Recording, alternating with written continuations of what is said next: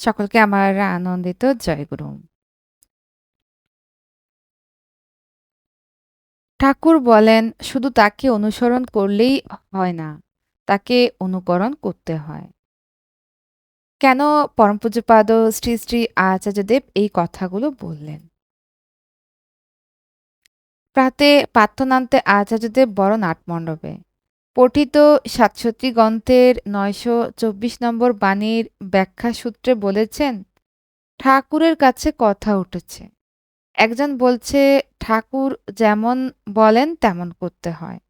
আর একজন বলছে ঠাকুর যেমন করে করেন তেমন করে করতে হবে। তো ঠাকুর বলেছেন, যেভাবে আমি করেছি সেভাবেই করতে হবে। বিশৃঙ্খলা মানে অনিয়ম। ভ্রান্তি অর্থাৎ ভুল না করাতে চাইলে তাকে মঙ্গলের সাথে অ্যাটাচ করো। নিজের অবস্থান ও পরিস্থিতির ভিতর অসহযোগ মানে আমার থাকা আর পরিবেশের সাথে সংযোগবিহীন হয়ে চললে বিপাক অর্থাৎ ক্ষয় ও বিনাশ অবশ্যম্ভাবী।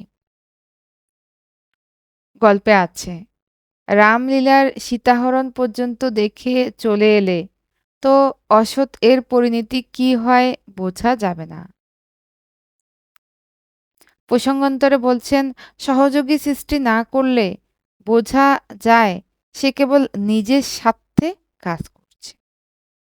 আমি কোনো কাজ করছি, আমি না থাকলে কি করে সেটা চলবে তা ঠিক করে যাচ্ছি না।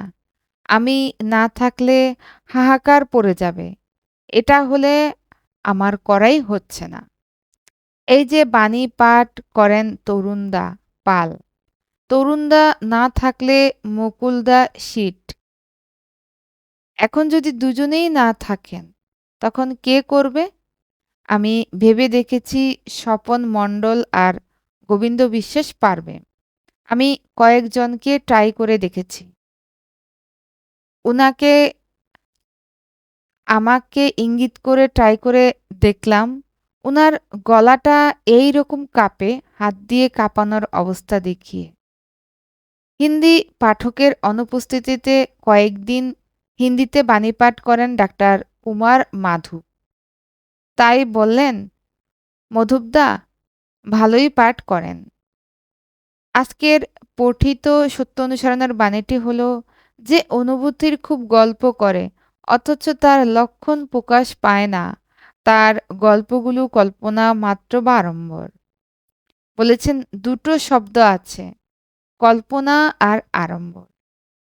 কল্পনা মানে উদ্ভাবনী শক্তির আরোপ, আড়ম্বর মানে সমক্ষ প্রয়োগে বশীভূত করা। মানুষের মনটাকে ম্যারাইজ করেছি এমনভাবে যে আসল থেকে সরে যাচ্ছে। রোমান সম্রাট নিরো এটাই করেছিল।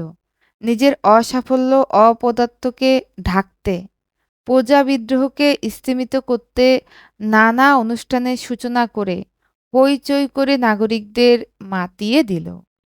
উৎসবের সূচনা মানে বিফলতার নিদর্শন। তখন আবার রোমের একটা অংশে আগুন লেগেছিল। সেই ছুতোই প্রচার করে দিল এটা খ্রিস্টানরা করেছে।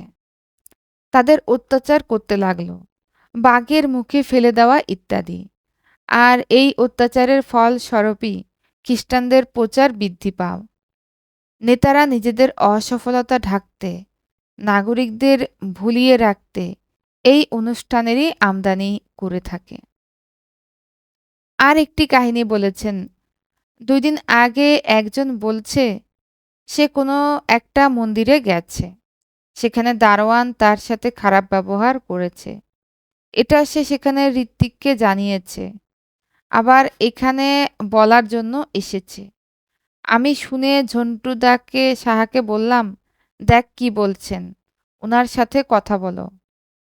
ঝন্টু পরামর্শ করে রাজুদার কাছে বিষয়টি জানাতে। ঝন্টু আমাকে বলল রাজুদার সাথে কথা বলতে বললাম। আমি ওকে বললাম এটা সমাধানে আবার ১০ জনকে বলার কি আছে? তাহলে উনি নিজে কি করলেন? বরং উনাকে বলো, আপনি মাঝে মাঝে তাকে যে খারাপ ব্যবহার করেছে কিছু কিছু দিতে থাকেন। কোনোদিন ২ টো আপেল নিয়ে দিলেন, বললেন, "আমার জন্য কিনলাম, আপনার জন্যও নিয়ে এলাম।" এইভাবে দিতে থাকলেও তখন খারাপ ব্যবহারটা করতে পারবে না বা তাকে গিয়ে সরাসরি বলা, "আপনার এই ব্যবহারে আমার রাগ হয়েছে, তাই আপনার জন্য এইটে নিয়ে এলাম।" এভাবে করলে ঠাকুরের অনুযায়ী করা হবে। তা না হলে তো ইগোর লড়াই। ঠাকুরের বাণীটা যদি আমার মধ্যে আরোপ না করি, তাহলে কাজ হবে কি করে? এদিন সন্ধ্যায় ফিলান্থ্রপি সম্মুখস্থ মণ্ডপে থাকাকালীন বর্ধমান থেকে আগত এক দাদা আচার্যদেবকে নিবেদন করেন তার ব্যবসা নষ্ট হয়ে যাওয়ার বিষয়ে। তিনি আমায় দাদাটিকে বলার জন্য নির্দেশ দিয়ে বললেন, যে কোনো কাজ তা দারোয়ানের কাজ হলেও করতে থাকুক। এই করতে করতে সুরাহা হয়ে যাবে। আর যাই করবে সবসময় ঠাকুরকে বলে করবে। ঠাকুর, আমি এখনো ওখানে যাচ্ছি। ঠাকুর, আমি এখন খাচ্ছি। আমি এখন এই কাজটা করছি। সবকিছু ঠাকুরের সাথে ইন্টারেক্ট করে করবে। তাতে ভুল হওয়ার সম্ভাবনা থাকবেই না। আর ওখানে যে ডিপি ওয়ার্ক হচ্ছে তাতে কিছু না কিছু সহযোগ করবে। তাদের সাথে বেরোবে। আমি দাদাটিকে তারই নির্দেশ জানিয়ে দিলাম। এতক্ষণ পরমপূজ্যপাদ শ্রী শ্রী আচার্যদেবের আলোচনা থেকে আমরা আলোচনা শুনছিলাম। আমাদের জীবনের নানা সমস্যার কি সুন্দর সহজ সমাধান তিনি প্রতিনিয়ত দিয়েই চলেছেন।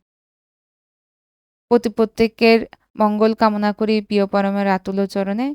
আমার এই ক্ষুদ্র বক্তব্য আমি এখানেই শেষ করলাম। সকলকে আমার আনন্দিত জয় গুরু।